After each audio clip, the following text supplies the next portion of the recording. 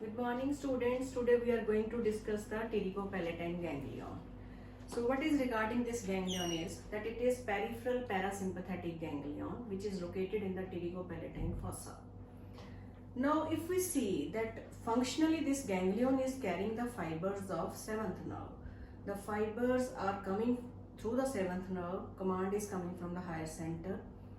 Fibers they enter into 7th nerve and they are going to supply the mainly lacrimal gland and the glands of the nasal cavity and the glands present in the palate region. But topographically, location wise, anatomically, this ganglion is related with the maxillary nerve because this ganglion is hanging with the maxillary nerve through ganglionic branches. So this is important regarding this Pterygopalatine ganglion. Now coming to the discussion, that is what are the different roots of this Pterygopalatine ganglion. So it has first root, that is parasympathetic root.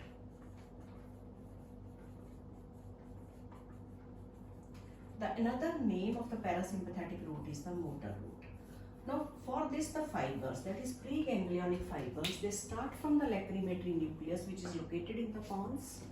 The fibers they enter into the nervous intermedius portion of the 7th nerve.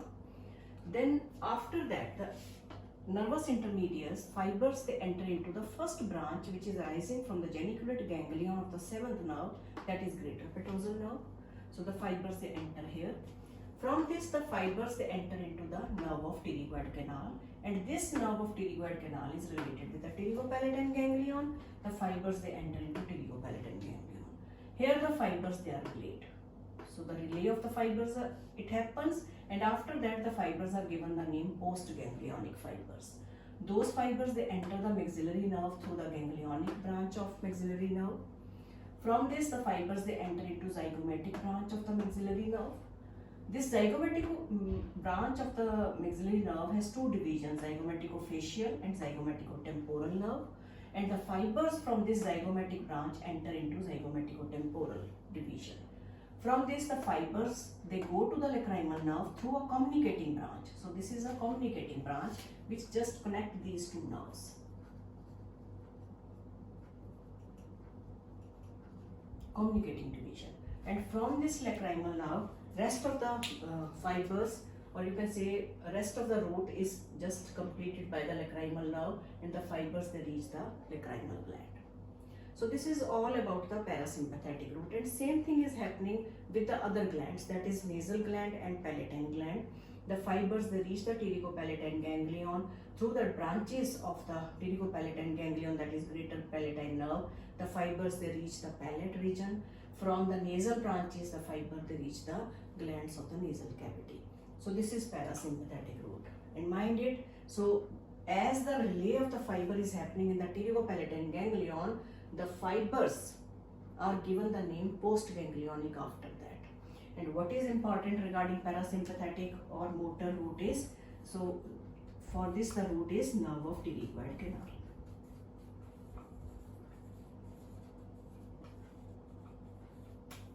So this is important.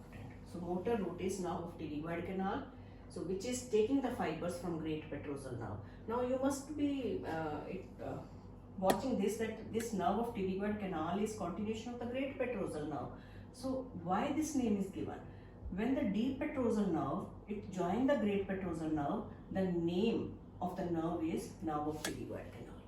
So this, you can say, the joining of the fiber is happening in the roof of the foramen lacerum.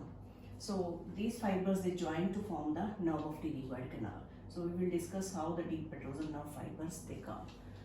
Now next root which is arising or which is attached to the Pterygopalatine ganglion is sympathetic root. Now this sympathetic root is basically, you can say, deep petrosal nerve.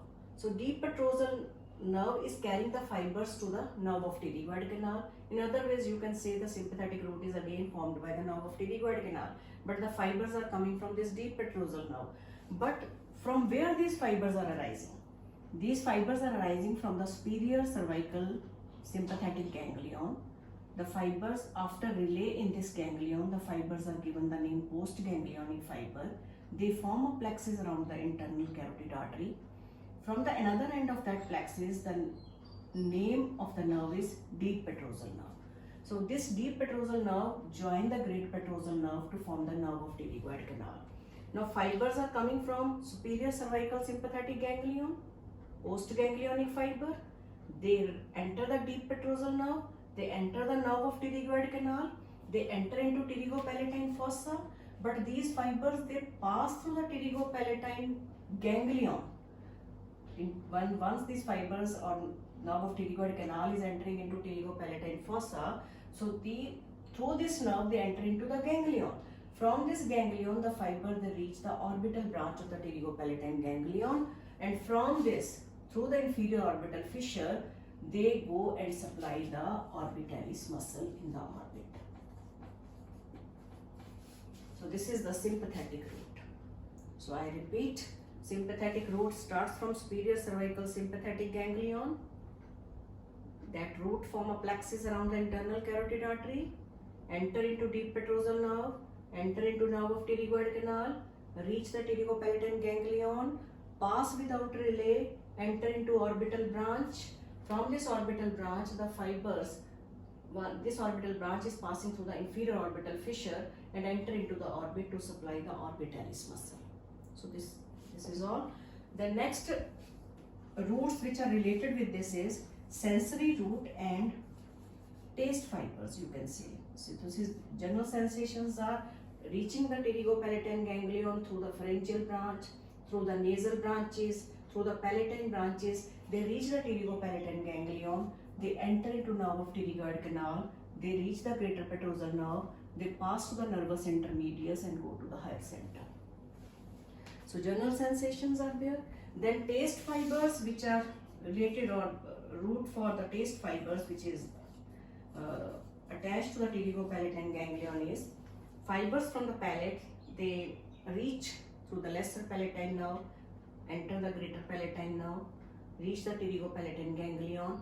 The fibers they pass to the greater petrosal nerve, before that nerve of pterygoid canal, then nervus intermedius and reach the nucleus of tractus solitarius. So this is the pathway, that is from the periphery. Periphery means from the hard palate, from the nasal cavity, from the pharynx. The fibers they reach through these branches which are just arising from the pterygopalatine ganglion, and they reach or enter the nerve of pterygoid canal, greater petrosal nerve, and go to the higher center. So these are basically sensory and taste fibers. And sympathetic root of this ganglion is starting from the superior cervical sympathetic ganglion. So these are postganglionic fibers. Before that, the fibers are preganglionic. So these postganglionic fiber again pass without relay and reach the orbitalis. Only the parasympathetic fibers are relayed in the pterygopalatine ganglion. That's why this ganglion is given the name parasympathetic ganglion. So the name is peripheral parasympathetic ganglion.